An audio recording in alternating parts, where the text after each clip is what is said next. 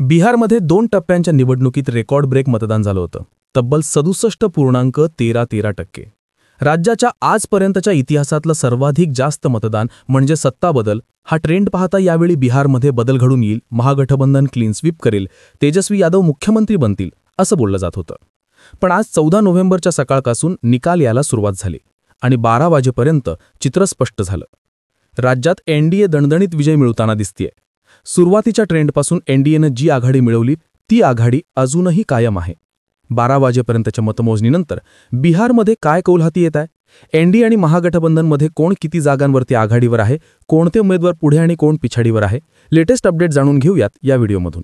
नमस्कार, मी कुणाल पाटील आणि तुम्ही पाहताय नेमका मुद्दा काय. बिहारमध्ये सर्व जागांवरती जवळपास 8 ते 10 फेऱ्यांची मतमोजणी पूर्ण झाली आहे. तोपर्यंतची आकडेवारी पाहता राज्यात एनडीएला लँडस्लाइड विक्ट्री मिळत असल्याचं दिसतंय.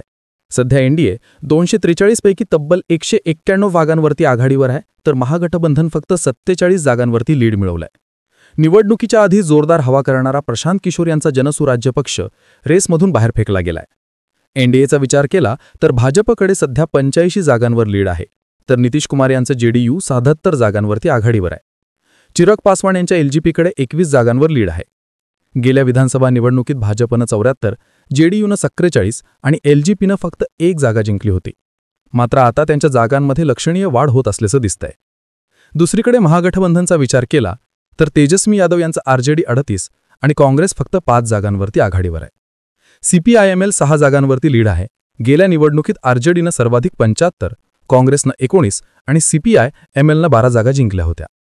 बिहारची रिजन वाईज स्थिती पाहिली तर मगधच्या 47 जागांपैकी एनडीए 30 आणि महागठबंधन 17 जागांवरती आघाडीवर आहे. मिथिलांचलच्या 50 जागांचा विचार केला तर एनडीए 39 आणि महागठबंधन 11 जागांवर आघाडीवर आहे. भोजपूरच्या 46 जागांपैकी एनडीए 31 आणि महागठबंधन 14 जागांवरती आघाडीवर आहे. अन्य पक्षांच्या खात्यात 1 जागा येतेय. अंग प्रदेशाचा विचार केला तर तिथे एनडीए दणदणीत विजय मिळवताना दिसतंय. तिथल्या 27 पैकी 26 जागांवरती एनडीए आघाडीवर आहे, तर महागठबंधनकडे फक्त 1 जागेवर लीड आहे. पूर्वेकडच्या सीमांचल भागाचा विचार केला तर तिथे 24 पैकी 17 जागांवर एनडीए आघाडीवर आहे, महागठबंधनकडे फक्त 4 जागांचं लीड आहे. अन्य पक्ष 3 जागांवरती आघाडीवर आहेत. तर तिरहुत भागात 49 पैकी 45 जागांवरती एनडीए आणि 4 जागांवर महागठबंधन आघाडीवर आहे. आता राज्यातल्या महत्त्वाच्या नेत्यांची स्थिती काय आहे ते पाहू. 3 फेऱ्यांच्या मतमोजणीनंतर लालू प्रसाद यादव यांची दोन्ही मुलं पिछाडीवर गेली होती. राघोपूर मतदारसंघात महागठबंधनचे मुख्यमंत्री पदाचा चेहरा असलेले तेजस्वी यादव यांचा सामना भाजपचे सतीश कुमार आणि जनसुराज पार्टीच्या चंचल कुमार यांच्यासोबत आहे. तेजस्वी यादव यांनी सुरुवातीला लीड मिळवल्यानंतर ते पिछाडीवर गेले होते. 3 राऊंडच्या मतमोजणीनंतर सतीश कुमार यांनी तेजस्वी यांच्यावर 3000 मतांची आघाडी मिळवली होती. मात्र आता तेजस्वी पुन्हा लीडमध्ये आलेत. सध्या 6 फेऱ्यांच्या मतमोजणीनंतर तेजस्वी फक्त 200 मतांनी आघाडीवरती आहेत. दुसरीकडे तेजस्वी यांचे ज्येष्ठ बंधू आणि जनशक्ती जनता दलाचे प्रमुख तेजप्रताप यादवही पिछाडीवर गेले आहेत. तेजप्रताप महोबा विधानसभा मतदारसंघातून निवडणूक लढवत आहेत. 7 फेऱ्यांच्या मतमोजणीनंतर ते तब्बल 18,000 मतांच्या पिछाडीसह 4थ्या नंबरवर फेकले गेलेत. सध्या चिराग पासवान यांच्या एलजेपीचं संजय कुमार सिंग तिथून आघाडीवर आहेत, तर आरजेडीचे विद्यमान आमदार मुकेश कुमार रोशन 2ऱ्या नंबरवर आहेत. महत्त्वाचं म्हणजे तेजप्रताप यांनी 2015 याच मतदारसंघातून निवडणूक जिंकली होती. मात्र त्यावेळी ते आरजेडीच्या तिकिटावर लढत होते. बिहारचे उपमुख्यमंत्री विजय कुमार सिन्हा हे लखीसराय मतदारसंघातून भाजपच्या तिकिटावरती लढतायत. 8 फेऱ्यांच्या मतमोजणीनंतर ते आघाडीवर असून त्यांच्याकडे 8600 मतांचं लीड आहे. त्यांची लढत काँग्रेसच्या अमरेश कुमार यांच्याशी होतीये. बिहारचे दुसरे उपमुख्यमंत्री सम्राट चौधरी हे तारापूर विधानसभा मतदारसंघातून भाजपच्या तिकिटावर लढतायत. त्यांचा सामना आरजेडीचे अरुण शाह आणि जनसुराज पार्टीचे संतोष कुमार सिंग यांच्याशी होतोय. 10 फेऱ्यांच्या मतमोजणीनंतर सम्राट चौधरी यांनी चांगली आघाडी घेतली आहे. पहिल्या फेरीच्या मतमोजणीनंतर ते फक्त 40 मतांनी आघाडीवर होते. आता त्यांची आघाडी 7000 मतांपेक्षा जास्त झाली आहे. अलीनगर विधानसभा मतदारसंघात भाजपनं प्रसिद्ध गायिका मैथिली ठाकूर यांना उमेदवारी दिली आहे. 9 फेऱ्यांच्या मतमोजणीनंतर मैथिली ठाकूर 45,600 मतांनी आघाडीवर आहेत. 25 वर्षांच्या मैथिली पहिल्यांदाच निवडणूक लढवत आहेत.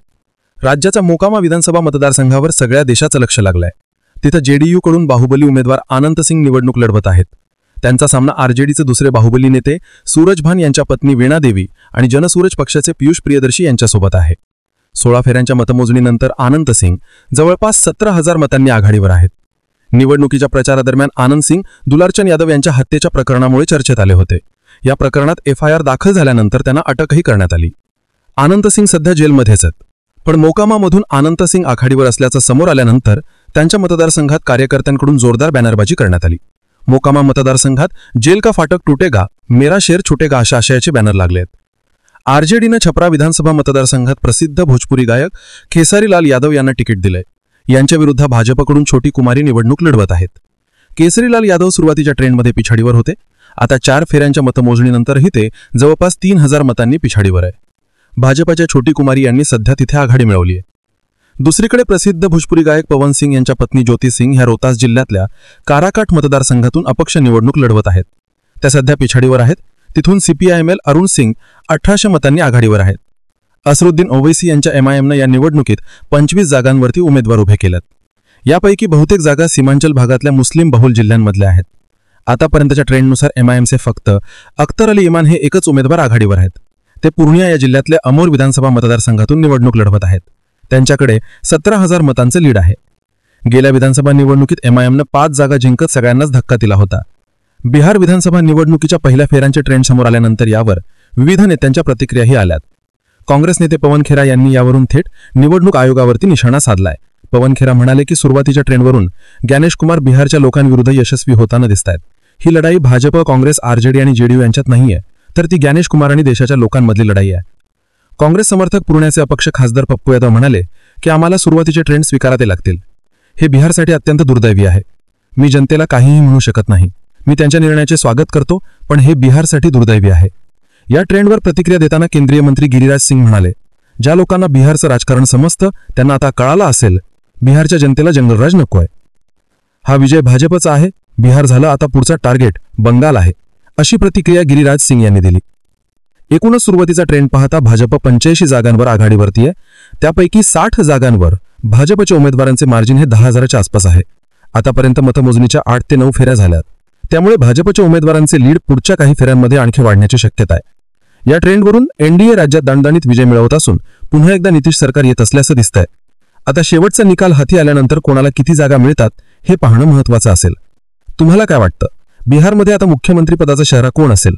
तुमची मतं आणि प्रतिक्रिया कमेंट करून नक्की सांगा। माहितीपूर्ण व्हिडिओज पाहण्यासाठी नेमका मुद्दा काय या चॅनलला सबस्क्राइब करायला